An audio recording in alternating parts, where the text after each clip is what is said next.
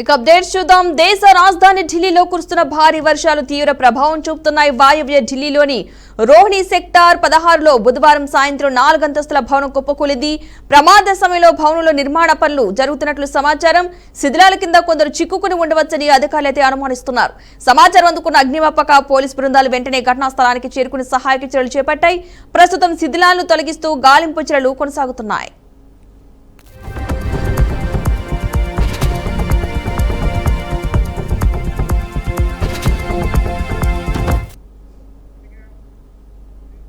సూర్యాపేట జిల్లా అర్వపల్లి మండల కేంద్రంలో కాంగ్రెస్ పార్టీకి చెందిన 2 వర్గాల మధ్య తీవ్ర ఘర్షణ చోటు చేసుకుంది. తుంగతుర్తి నియోజకవర్గ కాంగ్రెస్ మండల అధ్యక్షుల ఎంపిక అంశంలో విభేదాల నేపథ్యంలో గాంధీ భవన్ కు వెళ్తున్న ఎంపీ చామల కిరణ్ కుమార్ రెడ్డి, మాజీ మంత్రి రామ్రెడ్డి దామోదర్ రెడ్డి వర్గీయులపై ఎమ్మెల్యే మందుల సామేలు వర్గానికి చెందిన వారు బొలేరో వాహనంపై దాడి చేశారనే ఆరోపణలు వినిపిస్తున్నాయి. రాళ్లు కర్రలతో జరిగిన ఘర్షణలో పలువురు గాయపడగా పరిస్థితిని అదుపులో చేసే క్రమంలో పోలీసులకు కూడా గాయాలైనట్లుగా సమాచారం. ఇక అనంతరం పోలీసులు లాఠీచార్జ్ చేసి ఇరు వర్గాలను చెదరగొట్టారు.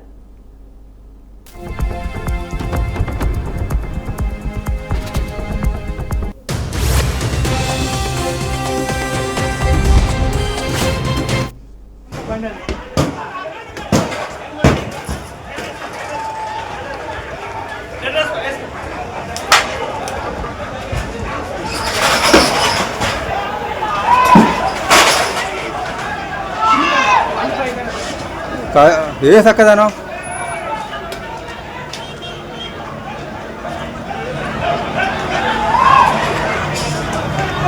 వద్దు బండి వద్దు 20,50 పక్క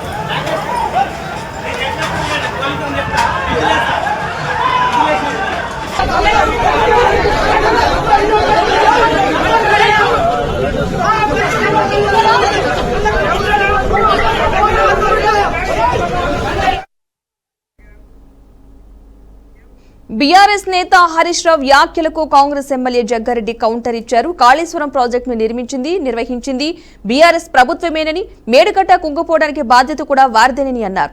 అసెంబ్లీలో కేసీఆర్ ఎందుకు మాట్లాడడం లేదని ప్రశ్నించిన ఆయన కాళేశ్వరం అంశంపై రాజకీయాలు చేస్తున్నారని ఆరోపించారు. డ్యాం సేఫ్టీ అథారిటీ సూచనల మేరకే ప్రభుత్వం వ్యవహరిస్తోందని, ప్రజల భద్రతే తమ ప్రాధాన్యమంటూ కూడా జగ్గారెడ్డి స్పష్టం చేశారు. ఒకవేళ మరీ నీకు కావాలనంటే మీరు కాంగ్రెస్ పార్టీలో హరీష్ రావు గారు మీరు కాంగ్రెస్ పార్టీలో మెంబర్షిప్ తీసుకోండి.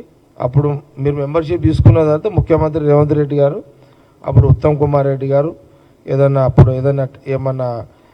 ఏమంటారు లా ఏదన్నా నిపుణులను కూర్చునబెట్టి అది ఏదన్నా అధికారులను కూర్చునబెట్టి ఏదన్నా ఉంటే అప్పుడు ఆలోచన చేయడానికి ఆస్కారం ఉంటుంది. ఎప్పుడు నాకు 3 నెలలు రాసియండి 3 నెలలు రాసియండి ఎట్లా రాసిస్తావు? వారసత్వం ఇదే అదే అసలు నాకు విచిత్రంగా ఎంత ఫన్నీ అనిపిస్తుంది హరీష్ రావు గారి మాటలు.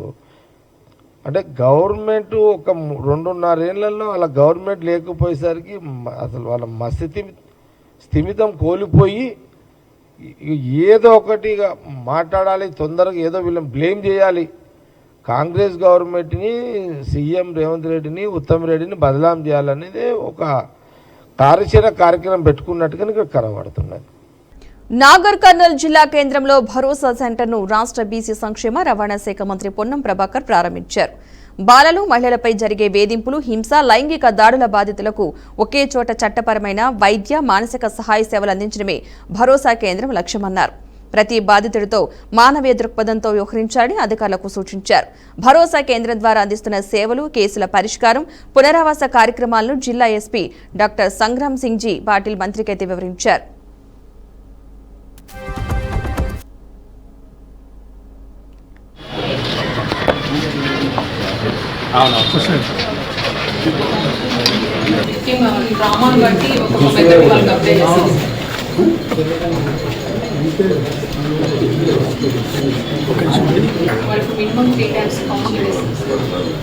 చాలా మందికి పోస్ట్ ట్రామాటిక్ స్ట్రెస్ డిసార్డర్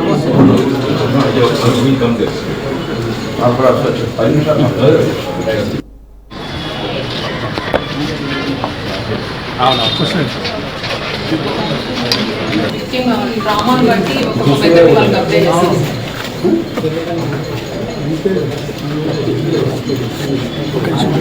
వాళ్ళకి మినిమం 3 times కౌన్సిలింగ్ చేస్తాం.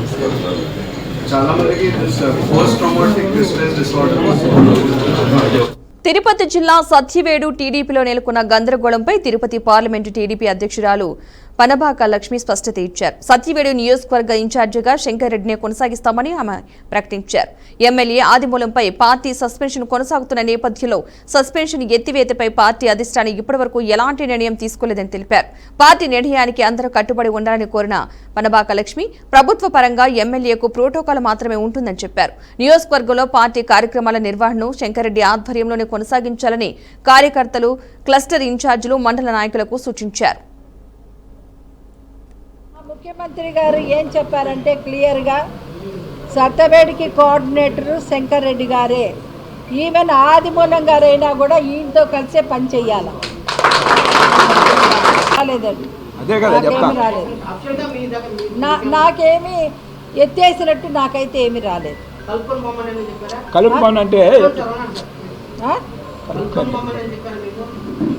నాకేం ఇన్స్ట్రక్షన్స్ ఏం లేవు. మా ముఖ్యమంత్రి గారు ఏం చెప్పారంటే క్లియర్గా సత్తవేడికి కోఆర్డినేటర్ శంకర్ రెడ్డి గారే, ఈవెన్ ఆదిమూలం గారైనా కూడా ఈయనతో కలిసే పని చెయ్యాలి.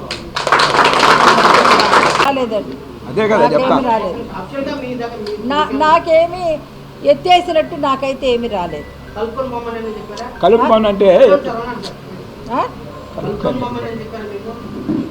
నాకేం ఇన్స్ట్రక్షన్స్ ఏం లేవు.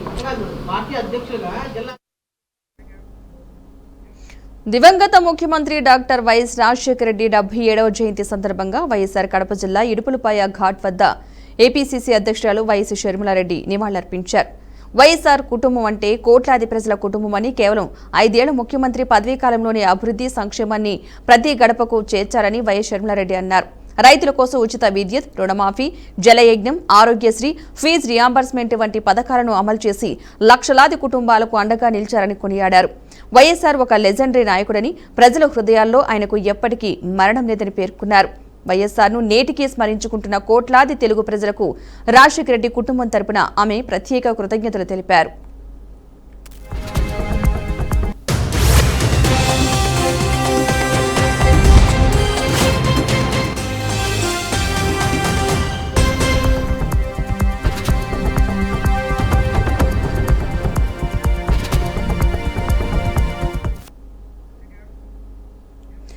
ఏలూరు జిల్లా జంగారెడ్డిగూడెం మండలం పేరంపేటలో టీడీపీ నేత దుర్గారెడ్డి దారుణంగా హత్యకు గురయ్యారు.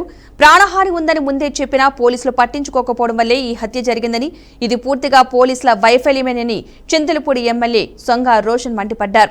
24 గంటల్లోగా ఈ ఘటనపై పూర్తిస్థాయి విచారణ జరిపి నిందితులతో పాటు వారి వెనక ఉన్నవారిని కఠినంగా శిక్షించాలని ఆయన డిమాండ్ చేశారు. బాధితుడి కుటుంబానికి కూటమి ప్రభుత్వం పూర్తి అండగా ఉంటుందని ఎమ్మెల్యే భరోసా ఇచ్చారు. సార్ నిన్న కూడా కంప్లీట్ ఇచ్చాం సార్. ప్రాణ రక్షణ ఉందని చెప్పేసి నిన్న కూడా కంప్లీట్ ఇచ్చాం. ఇంతవరకు స్పందన లేదు. పొద్దున్న నరికేశారు. దగ్గరికి దీని వెనకాల ఉన్న వాళ్ళు అందరినీ కొంచెం చేయండి సార్. మాకు ఇది 4వ గొడవ అండి. టీడీపీ నుంచి సెటిల్మెంట్లు ఉన్నా సరే టీడీపీ వాళ్ళకి యాంటీగా అతనికి సంబంధం లేకపోయినా వాళ్ళ పక్కకెళ్ళి వాళ్ళని రెచ్చగొట్టి, వాళ్ళ ఇంటెన్షన్ లేకపోయినా కావాలని రెచ్చగొట్టి అతన్ని ఇదిగా మై తీసుకొచ్చి అతని వెనకమాల గున్నాదం ఉన్నాడు సార్. నిన్న మాకు ప్రాణాయామం పొలంలోకి వెళ్తున్నాం సార్ అని చెప్పారు సార్. నిన్న కంప్లీట్ ఇచ్చాము. ప్రాణహాని ఉంది, అతను సభ్యత చూస్తానని చెప్పి కంప్లీట్ ఇచ్చాము. తెల్లపోతే నరికేశారు సార్. గున్నాదం ఉన్నాడని చెప్పుకుంటున్నారండి. అతను ప్రాణహాని ఉందని చెప్పేసి కంప్లీట్ ఇచ్చాడు. అతను బైండర్ కేసు ఓపెన్ చేసి నంబర్ ఆఫీస్లో పెద్ద సార్. నిన్న పెద్ద గొడవ అయిపోతే అసలు ఆ గొడవ మొత్తం మళ్ళీ జంగారెడ్డిగూడెం రూరల్ లో పేరంపేట గ్రామంలో చాలా దురదృష్టకరం. ఎందుకంటే తెలుగుదేశం పార్టీ కార్యకర్త అయినటువంటి కారుమూరి దుర్గారెడ్డి గారు హత్య చేయబడ్డారు. మరి పట్టపగలు చింతలపూడి కాన్స్టిట్యున్సీలో మరి జంగారెడ్డిగూడెంలో ఈ యొక్క హత్య జరగడం నిజంగా నేను చాలా చింతిస్తున్నాను. మరి ఈ హత్య కేవలం ఇది లా అండ్ ఆర్డర్ ఫెయిల్యూర్. ఇది లా అండ్ ఆర్డర్ సరిగ్గా ప్రొటెక్ట్ చేయడం వల్లనే పోలీసు వారు దీన్ని సరైన టైంలో కంప్లైంట్ పెట్టినా కూడా యాక్షన్ తీసుకోకుండా, ఎవరైతే డిసీజ్ ఉన్నారో వారు వచ్చి లైఫ్ థ్రెట్ అని చెప్పినా కూడా పట్టించుకోకుండా మరి ఇలా చేయడం వల్ల ఈ రోజు ఒక ప్రాణం మనం కోల్పోయాం. దుర్గారెడ్డి ఒక మంచి తెలుగుదేశం పార్టీ కార్యకర్త, వార్డ్ మెంబర్ కూడా ఇక్కడ. మరి ఇన్సిడెంట్ జరిగే అరగంట ముందు మరి నా ఆఫీస్ నుంచి నేను నా పిఎస్ఐ ఫోన్ చేసి ఇట్లా దుర్గారెడ్డి గారికి మరి అన్యాయం జరుగుతా ఉంది, తనకి ప్రొటెక్షన్ ఇవ్వాలి, ఈ విషయంలో మీరు జాగ్రత్తగా చూడండి అని చెప్తే చెప్పిన అరగంటకే మరి ఇక్కడ హత్య చేయడం జరిగింది. ఈ విషయంలో నేను ఎమ్మెల్యేగా మరి పోలీసు వారు చెప్తున్నాను, 24 hours లో దీని మీద కంప్లీట్ ఇన్వెస్టిగేషన్ తీసుకోవాలి. అలాగే ఎవరైతే మరి చంపారో, దీని వెనకాల ఎవరున్నారో, ఎవరైతే మరి ప్రోత్సహించారో ప్రతి ఒక్కరిని కూడా కఠినంగా శిక్షలు చెప్పి నేను సభాముఖంగా తెలియజేస్తున్నాను. అలాగే చనిపోయిన బాడీ విషయంలో నెక్స్ట్ 2 hours లో కూడా ఫార్మాలిటీస్ అండ్ ఫినిష్ కూడా నేను తెలియజేస్తున్నాను. మరి ఇలాంటివి జరగకుండా ఉండాలంటే మనము లా అండ్ ఆర్డర్ మరి కరెక్ట్ గా ఉండాలి. మనం ఏదో కోడి పంది ఆడ పట్టుకోవడం, పట్టుకోవడం ఇది కాదు లా అండ్ ఆర్డర్ అంటే. మరి ఈ రోజున ఒక కామన్ సివిలియన్ కి ప్రొటెక్షన్ ఇవ్వడం, ఒక నిండు ప్రాణం పోవడం మాత్రం నేను సహించదు లేదు. ఈ విషయంలో మేము కూటమి కార్యకర్తలు అలాగే నాయకులు అంతా కూడా చాలా చాలా చాలా బాధపడుతున్నాం. తప్పకుండా దీని మీద కఠినమైన చర్య ఉంటుంది. నేను పేరంపేట గ్రామస్తులకి అలాగే ముఖ్యంగా దుర్గారెడ్డి కుటుంబ సభ్యులకి కూడా చెప్తున్నాను, మేమందరం కూడా మీకు అండగా ఉంటాం. ఇలాంటివి జరగకుండా మరి పోలీసు వారు చాలా జాగ్రత్త తీసుకుని చెప్పి నేను హెచ్చరిస్తున్నాను. జంగారెడ్డిగూడెం రూరల్ లో కడప రిమ్స్ డెంటల్ కళాశాల హాస్టల్లో దారుణ ఘటన చోటు చేసుకుంది. హాస్టల్లో రాత్రిపూట దోశ తిన్న సుమారు 30 మంది దంత వైద్య విద్యార్థులు ఒక్కసారిగా తీవ్ర అస్వస్థకు గురయ్యారు. వాంతులు విరేచనాలతో బాధపడుతున్న బాధితులను వెంటనే రిమ్స్ సాధారణ ఆసుపత్రికి తరలించి అత్యవసర చికిత్స అందిస్తున్నారు. ప్రస్తుతం విద్యార్థులందరికీ ప్రాణాపాయం తప్పిందని, అందరూ క్షేమంగా ఉన్నారని వైద్యులు వెల్లడించారు. మెస్ నిర్వాహకుల నిర్లక్ష్యం వల్లే ఈ ప్రమాదం జరిగిందని తోటి విద్యార్థులు ఆరోపిస్తున్నారు.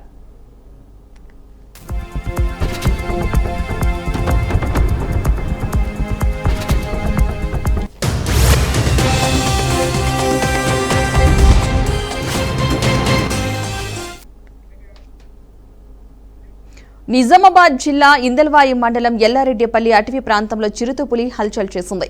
గత కొన్ని రోజులుగా ఈ ప్రాంతంలో చిరుతపులి మూగజీవాలపైన దాడులకు పాల్పడుతోంది. అటవీ శాఖ అధికారులు ఇప్పటికైనా స్పందించి వెంటనే దానిని బంధించాలని రైతులు కోరుతున్నారు. చిరుతపులికి సంబంధించిన కదలికలు సీసీటీవీలో రికార్డయ్యాయి. అక్కడికి చేరుకున్న అటవీ శాఖ అధికారులు పులికి సంబంధించిన పాదముద్రికలను గుర్తించారు. పులి దొరికేంత వరకు ప్రజలు అప్రమత్తంగా ఉండాలని తెలియజేశారు.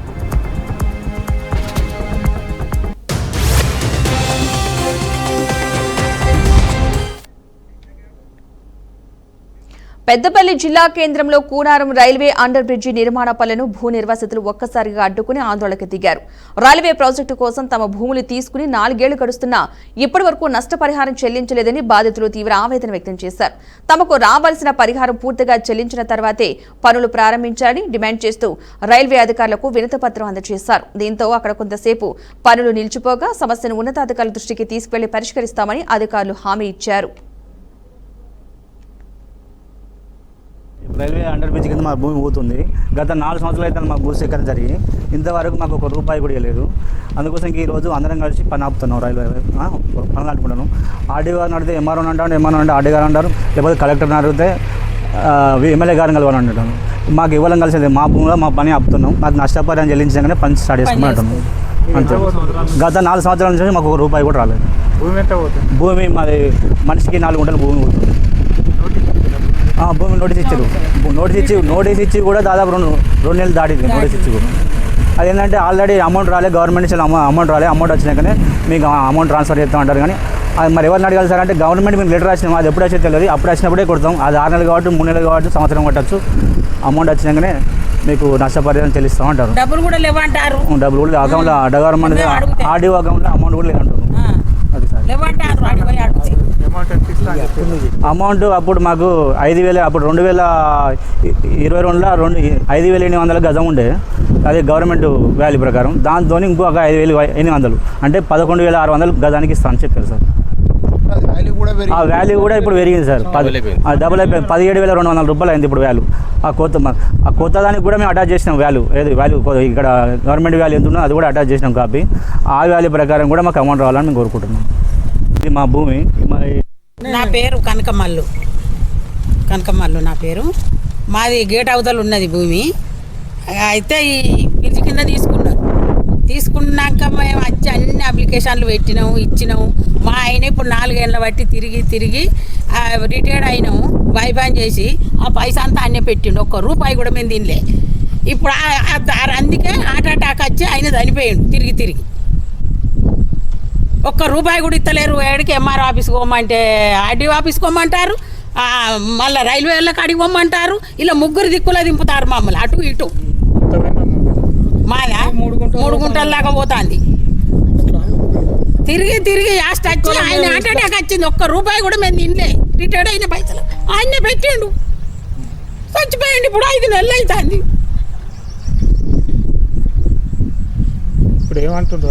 మా భూమి పైసలు మా నష్టపరిహారం ఇచ్చినాకనే వాళ్ళు పని చేయాలి. అంతవరదాకా పని ముట్టద్దు ఇక్కడ, లేకపోతే ఆడ కందకాలు తీస్తాం. ఇక నడవకుండా జనం నడవకుండా కందకాలు తీస్తాం. ఎవరి ప్లాట్లాగా వాళ్ళం. నా పేరు భారత రాజ్యాంగానికి మార్చేందుకు బీజేపీ కుట్ర పన్నుతోందని, ఆ ప్రయత్నాలకు ముఖ్యమంత్రి చంద్రబాబు నాయుడు మద్దతు ఇస్తున్నారని కాంగ్రెస్ మాజీ కేంద్ర మంత్రి చింతామోహన్ ఆరోపించారు. రాజ్యాంగ రచన సమయంలో డాక్టర్ బీఆర్ అంబేద్కర్ అనేక ఇబ్బందులు ఎదుర్కొన్నారని, మహాత్మాగాంధీ సూచనతోనే అంబేద్కర్తో రాజ్యాంగం రచింపచేశారని తెలిపారు. అయోధ్య రామాలయ నిర్మాణంలో జరిగిన అవినీతిపై సీబీఐ విచారణ జరిపించాలని డిమాండ్ చేసిన చింతామోహన్, దేశ ఆర్థిక పరిస్థితి ఆందోళనకరంగా ఉందన్నారు. రాష్ట్రంలో పోలీస్ వ్యవస్థ పనితీరు, ప్రజల్లో న్యాయ వ్యవస్థపై విశ్వాసం తగ్గుతున్న పరిస్థితిపై కూడా ఆయన ఆందోళన వ్యక్తం చేశారు. ప్రజలు ప్రత్యామ్నాయంగా కాంగ్రెస్ పార్టీ వైపు చూస్తున్నారని చింతామోహన్ అన్నారు.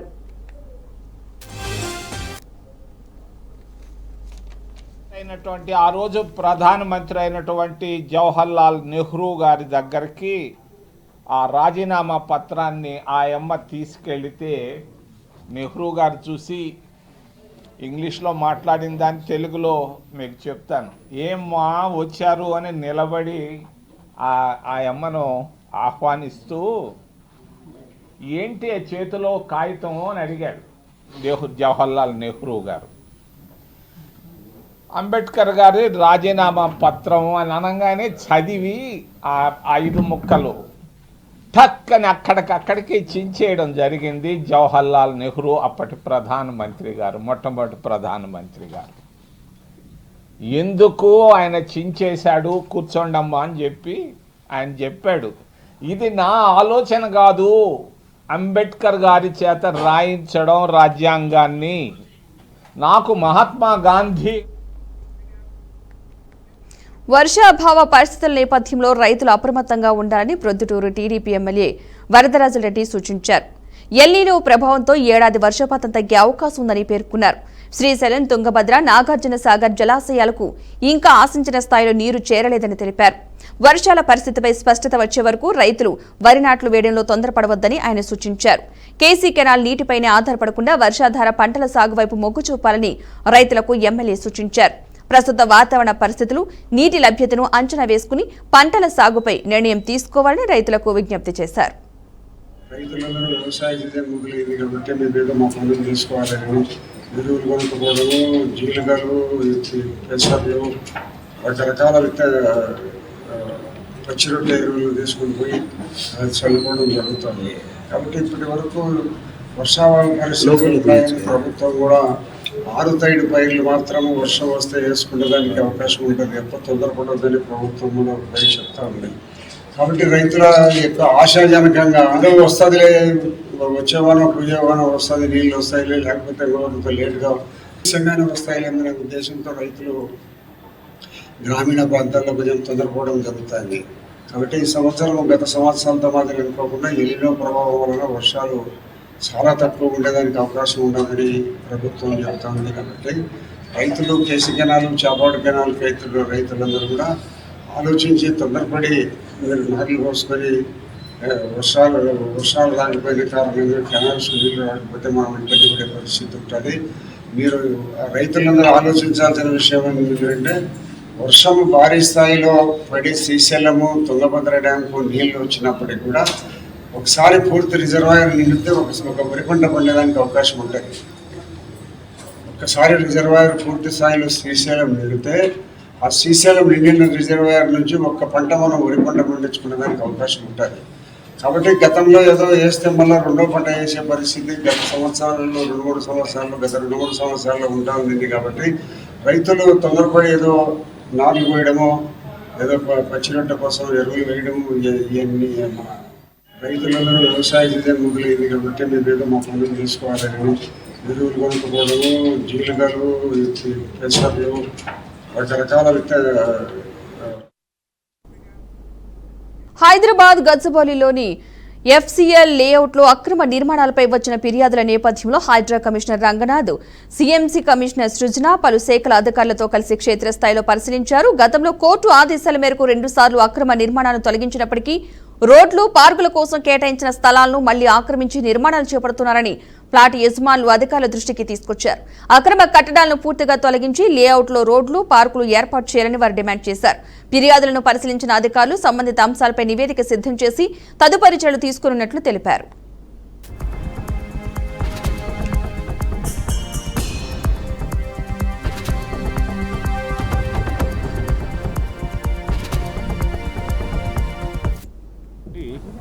ఎఫ్సిఐ లేఅవుట్, ఈ సంధ్యా కన్వెన్షన్ పక్కన ఉన్నటువంటి ఎఫ్సిఐ లేఅవుట్ దగ్గరికి జాయింట్గా హైడ్రా అధికారుల బృందం, అట్లనే సైబరాబాద్ మున్సిపల్ కార్పొరేషన్ల అధికారుల బృందం, వారి కమిషనర్ గారు సృజన గారు అండ్ వారి జోనల్ కమిషనర్ గారు, టౌన్ ప్లానింగ్ సంబంధించిన వాళ్ళ అధికారులు అందరూ కూడా, అట్లానే రెవెన్యూ అధికారులు అందరూ కూడా ఇక్కడికి రావడం జరిగింది. ఇక్కడ ఈ ప్లాట్ ఓనర్స్ ఎవరైతే ఎఫ్సిఐ లేఅవుట్ ఎప్పుడో 80s వేసిన లేఅవుట్, ఈ లేఅవుట్ని ఇది చాలామంది దాంట్లో దాదాపు 160 ప్లాట్ల దాకా ఎంతో ఉన్నట్టున్నాయి. దాన్ని మొత్తం అప్పుడు కొనటం జరిగింది. ఈరోజు ఇక్కడ గచ్చిబౌలి జంక్షన్లో